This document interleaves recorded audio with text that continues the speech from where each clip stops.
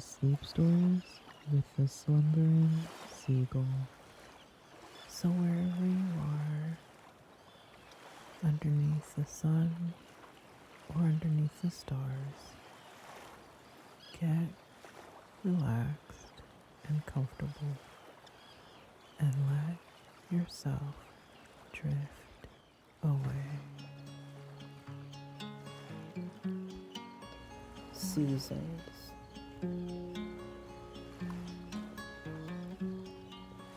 Different love stories, wholesome and uplifting for the heart.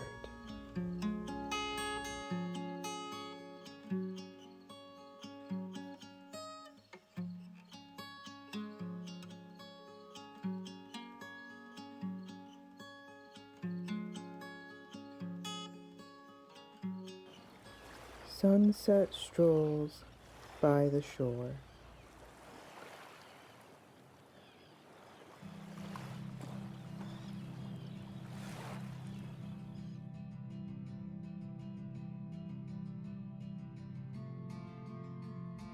The early morning sun glinted off Clayton's car as he pulled into the gas station. After filling up, he merged back onto the main road, sipping his coffee and enjoying the quiet morning. Suddenly, he spotted a familiar figure standing by a car on the roadside. It was Ivy, looking distressed as she peered under the hood of her vehicle. Clayton immediately pulled over. "Ivy? Everything okay?" he called out, stepping from his car. Ivy looked up. Relief washed over her face. "Clayton! Thank goodness! My car just died on me!" Clayton walked over, examining the engine. "Let's take a look." After a quick check, Clayton nodded. "Looks like your battery is dead. I've got jumper cables in my trunk. We can try to jumpstart it."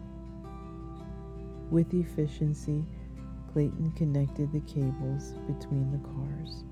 After a few minutes, Ivy's car roared to life. "Oh, thank you so much," Ivy exclaimed, her gratitude evident. "You're a lifesaver." Clayton smiled. "No problem at all. Listen, why don't I follow you to work? Just to make sure that you get there okay?" Ivy agreed thankfully, and they set off towards the Parks and Rec Department building. Meanwhile, Opal was just pulling into the parking lot for her internship. As she got out of her car, she noticed two familiar vehicles entering the lot. Clayton's and Ivy's. She watched as they parked near each other, both getting out with bright smiles. Clayton and Ivy stood close, talking animatedly. Ivy touched Clayton's arm gratefully, and they both laughed at something she said. Opal felt a twinge in her chest. They looked so comfortable together, sharing a moment she wished that she didn't have to see. She couldn't hear their conversation, but the body language spoke volumes. As Opal walked towards the building, her mind raced. Had something developed already between Clayton and Ivy? They seemed to have so much in common with their tech backgrounds, and now they were arriving at her work together, standing so close. Opal tried to shake off the feeling, but couldn't help the wave of jealousy and disappointment that washed over her. She took a deep breath and entered the building, leaving Clayton and Ivy still chatting in the parking lot. Oblivious to her presence or her growing concerns. Just a few steps from the door, Clayton caught Opal in the corner of his eye. "Hi, Opal. he said, wishing he had more time to hang out with her. She quickly turned on a convincing smile and waved. Hi, I'm sorry I gotta get in there. Okay, see you later. He got a feeling she seemed tense. Have a good day.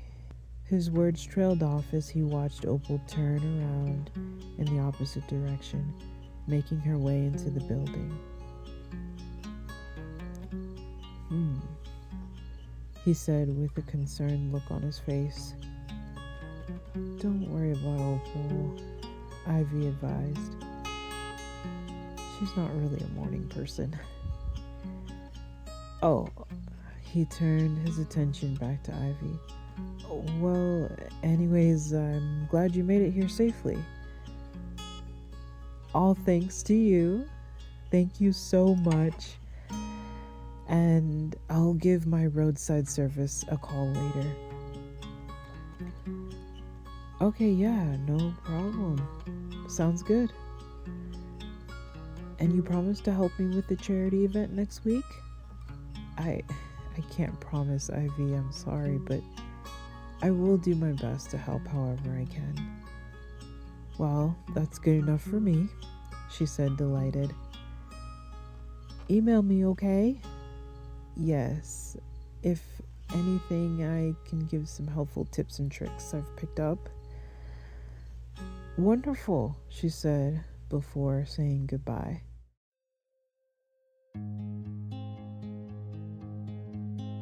Clayton took a short jog in his parents' neighborhood and thought over his talk with Ivy. The houses in the neighborhood all looked so cozy and relaxed.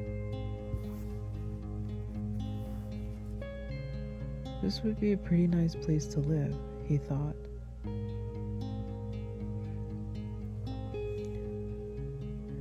And then his thoughts went back to Ivy. She was on the committee in charge of this year's From Battlefield to Boardroom charity event, empowering America's heroes. Ivy had completed the core elements of the digital volunteer management system. The platform now allowed volunteers to register online, log their arrivals and departures, and access a communication channel for receiving updates and last-minute notifications. While in the car, Ivy explained she wanted Clayton's help to make scalability improvements. She was hoping to optimize the system to handle a larger number of simultaneous users and, if possible, implement cloud-based solutions for better performance and reliability. It didn't take long for Clayton to think of multiple solutions to Ivy's software issues, but he knew he'd have to take away time he could be spending with Opal to work on this side project. As Clayton jogged through the park, his mind was a battlefield of competing thoughts. His day job as a software engineer at a large tech company mostly involved optimizing ad delivery algorithms and tweaking user engagement metrics. While it paid well, he often felt disconnected from any real-world impact. He pondered. On one hand, I don't want to sacrifice time I could spend with Opal or my family. But then, my grandpa and dad are war veterans. This could be my chance to contribute to something meaningful, something that would make them proud. His feet pounded the pavement rhythmically. It would be refreshing to work on a project that directly helps people instead of just increasing click-through rates or app usage time. The idea of applying his skills to a cause that mattered tugged at him. This isn't just about coding, he mused. It's about making a real difference in veterans' lives. That's something that truly means something. not just to my family, but the whole community. As he weighed the pros and cons, Clayton felt the pull of purpose, a stark contrast of the often unclear impact of his daily work. The opportunity to blend his technical skills with a heartfelt cause was becoming increasingly appealing. Clayton slowed down his pace to a leisurely walk and sent out an email saying he would set aside 2 days to help with the charity event. In the email, Clayton also asked Ivy about the level of demand she felt there was for a person of his skill set. Ivy responded right away. She mentioned that her brother has been working at the local police station in the records department for just under a year, and there is a lot of need when it comes to their operating systems. The schools, libraries, hospitals, and multiple businesses in town would be so glad to have you. And don't forget us here at the Parks and Recs department. I really can't think of where you wouldn't be an asset, Clayton.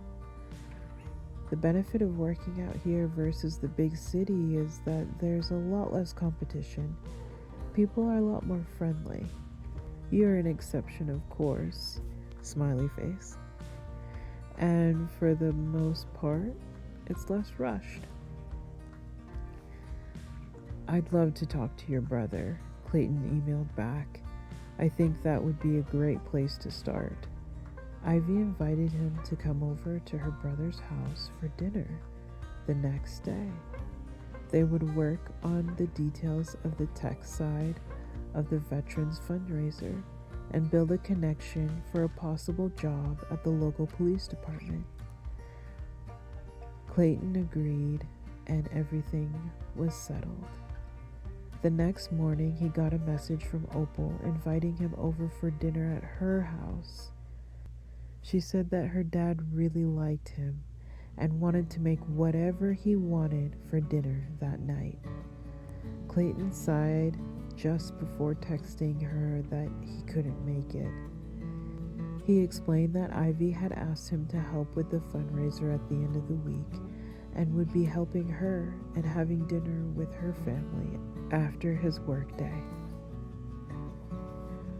Opal stared at the message, feeling bummed out that she wouldn't get to spend time with Clayton tonight. Clayton sent a message apologizing. Opal said it was okay, but in her heart, she was disappointed. Knowing that Clayton was leaving sometime next week made their time together feel more precious. At least he's not leaving this week, she thought, as she tried to let go of jealousy and negativity.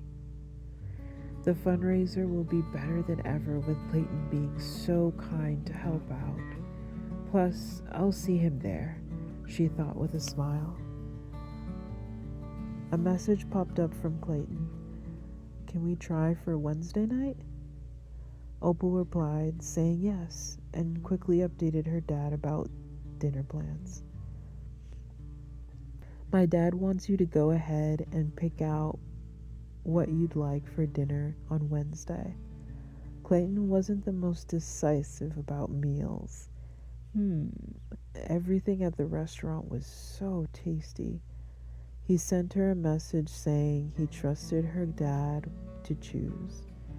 Around noon, he got a message from Opal saying, "Lobster rolls it is.